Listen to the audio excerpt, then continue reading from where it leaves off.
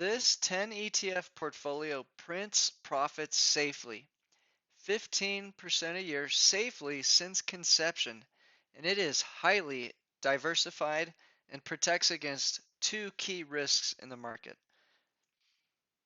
Click the link below to get the 10 ETF portfolio free for the next 7 days. You'll get a daily live investing webinar at 11 a.m. Eastern where we'll walk you through how to build out your portfolio, test drive it, and see just how safe and consistent this portfolio is at delivering profits day in and day out. Let's take a little sneak peek at what your portfolio will consist of. I like to use leveraged portfolios with the ETFs because I also have defensive strategies to protect myself against a stock crash or against rising interest rates, which are the two key risks I see in the market. So we go along UPRO for the 3 times S&P 500, EFO for the 3 times Europe, plus you get Japan and Australia. There is extreme value in the prices of these stocks, and they're getting ready to get out of the lockdowns and aggressively reopen. Then we have EDC, which gives you access to China, India, South Korea. This is the booming part of the world right now. And that's 3 times Asia. These will be our 3 core portfolio positions, which gives us a worldwide stock exposure to about $110 trillion global market. That's right, $110 trillion global stock market. You're going to own thousands and thousands of companies with 3 times leverage and only pay a 1% year interest rate on the expense ratio to cover that. So it gives us tremendous leverage, which is going to free up capital for our stock crash insurance. I love being long the VIX with UVXY. This ETF gives you 1.5 times leverage times the VIX volatility ETF. And if you realize that the US stocks are up about 3 to 4 times Asian and European stocks, you realize with our diverse worldwide stock portfolio and then a concentrated stock crash bet on American stocks, this makes our strategy extremely safe. So we usually have around 10 to 15% of our account balanced at protecting against downside risks along the VIX. And so the bottom line is if the SPY goes down, the VIX goes up about 5 to 20 times faster. So if you have 10 to 15% and you get an extreme sell-off with limit down days for weeks on end, where you get those catastrophic losses to your portfolio, well, this is going to go up at least 500 to 1,000%. It could go up as much as 2 to 5,000% if we get a Great Depression-like collapse because of all the money printing happening. Now, I'm actually more worried about interest rates going up right now. The US government's borrowing a fortune. It has very little taxes to pay for this, so they're hitting the debt markets harder than they ever have in history. And so for every dollar of GDP growth, we're having to spend many multiples in debt growth to achieve it. This is a bad picture, and it's going to lead to inflation. You print money, and eventually the cost of everything is going to slowly go up. And they just printed more money in 2020 and 2021 than they have in the last century ever. So we want to be long oil and gas, betting that interest rates are going to go up, oil and gas is going to go up, everything's going to go up, especially scarce assets that are actually used in the economy. So we call this the inflation insurance with NRGU, 3 times oil and gas. And this protects you against inflation and rising interest rates, also what we call the growth to value rotation.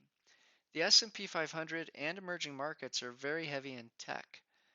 And so the problem is when interest rates go up, this can create a sell-off in tech stocks. So we want to have this extra NRGU position while governments are running massive deficits worldwide. So this is a critical hedge for your portfolio. Now, I also like silver. If you know 2010, 2011, you got this massive silver run up. It's right after the great financial crisis. 2008, we crash. They start printing money, the Fed's suppressing yields, CPI goes crazy. And what happens after that is silver goes parabolic. There's a short squeeze happening right now. It's a massive position that's building on a daily basis. And I think this has a potential to go parabolic on us again, probably 2 to 3 times more parabolic than last time. Just look at lumber futures. All sorts of commodities are just going skyrocketing, and silver has not yet. So we like this play right now. It's really if the bond yields don't keep up with inflation, you want to be long silver. AGQ puts every dollar you have and leverages it 2 times for silver. Okay, we like the GBTC. I have to be careful to say that word on the screen on the YouTube channel, but you know what it is. You can see it. If central banks keep printing money, we want to have this currency hedge. And so GBTC lets us do this with our retirement account. Now, coming soon, I have 2 more trades. I love to be long US Treasuries. When you understand how poor the economy is, because the big picture is tech companies and big corporations have outsourced all the jobs to China, and now there's just no good cost of living job opportunities for the average Joe. So this is forcing interest rates to go lower and lower over time. And I believe we're going to see US Treasuries eventually go towards zero, just like Japan and Europe has. And so that is an easy play that's manipulated by our own government to be long Treasuries. Now, we got out of that a year ago, and we're getting ready to get back in. So that's a trade you want to do probably in the next 12 months or less. And we're going to go big on that with TMF. Now, shorting the junk bond market is going to be another beautiful play. This is probably going to be after we know for sure we can reopen everything and not lock down again. And as the job markets recover worldwide and these big infrastructure plans begin to get funded, this could put serious pressure on labor and interest rates into the corporate bond market. And so shorting the junk bond market's a 500% plus potential play that's been dead for the last few years, but it may be about to reverse. A great hedge we have coming in. So again, if you want to get this portfolio, click the link below to get the 10 ETF portfolio free for the next 7 days. You'll get a daily live investing webinar at 11 a.m. Eastern. Now, if you're worried about stocks being overvalued, after you watch this next clip, hopefully you will not. Stock valuations are directly linked to total US debt value. Okay, so the bigger the debt value gets in the US, the bigger the stock market gets. And I can show you proof.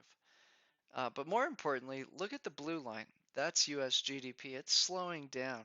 It's like a slope, a hill that's topping off. US GDP is essentially dead for many years now. But the debt growth is going straight up, parabolically straight up. And that's the red lines that go up over time. And so the big picture is that debt adds new dollars into the economy, which competes for stocks. Stock crashes, however, are not something you should be afraid of. Because if you have our UVXY, you're going to make a fortune during stock crashes. In fact, we'll make way more money because we're going to stubbornly have stock crash insurance at all times and be able to catch those big crashes with massive gains in our stock crash insurance portfolio. But what's more important is we want to buy the dip because all stock crashes eventually lead to more debt, more government intervention, and more manipulating markets higher. And so after every crash for the last several decades, we've seen the government double or triple their annual deficit levels. So it just means the value of everything is going to cost more because they're printing more and more money. It's really as simple as that. US debt doubled in the 90s and it sent the NASDAQ up 600%, 3 trillion to 6 trillion debt growth. 2001, they tried to reduce the debt. Stupidest thing. The dot-com bust lasted 2 years because of it. So they went right back to printing money. They learned their lesson. And we saw the 66% debt growth send the NASDAQ up 180%. Housing crisis, great financial housing bubble, GFC, 120% debt growth, $12 trillion of new debt, sends the NASDAQ up 684%. Now, because the economy was so poor this 12-year stretch, there is so little inflation or rising interest rates, we really didn't see any significant sell-offs. In fact, they tried to raise interest rates in 2018, and that's when they did actually create a crash. So when central banks try to tighten monetary policy, they always crash markets, which is where we cash out our crash insurance. Anyway, now the world has gone into a lockdown, and about 30% of all Americans' income is government money. They cannot slow down the debt, not anytime soon. And probably not ever when you look at the big picture. It's really sad. All of our jobs have been outsourced to foreign countries, mainly China, but all over the world, Mexico, everywhere. Anywhere there's cheap labor, we've outsourced the work. And now robots are taking over everything in terms of automating jobs and processes in warehouses all over the place. So this is just a big problem for governments and why they're probably going to keep spending 3 trillion plus deficits per year here on out. This means the value of your money is going to crash. Now, when the government sees CPI hit 2.5, typically big problems are about to burst in the economy. This is typically when we send oil above 100, cost of everything gets ridiculous, and then their measurement comes in at this absurdly low 2.5. That's not the real inflation. But when their number gets towards 2, there's problems ahead. And that's typically when we want to be more defensive in the portfolio and predict that there's a higher risk of a crash. We can see every time it gets to those levels, eventually you get a crash every single time. Now, right now, the Fed's saying there's too little inflation for the past year. What's supposed to happen this next 3 to 6 months is we're going to see CPI go above 2, and then the Fed's betting it's going to be transitory and come back down. And if so, they're going to keep printing money and probably keep rates low for a very long time. But if this inflation runs hot and just never slows down, it could be a totally different problem for your portfolio. And don't worry, I'm going to take care of you during this very risky period of time. And the real inflation rate's over 10%. I mean, if you're in cash, you're losing 10% a year, and that's just based on the 1980 CPI model, which they continually maneuvered lower and lower so that they can get away with this money printing.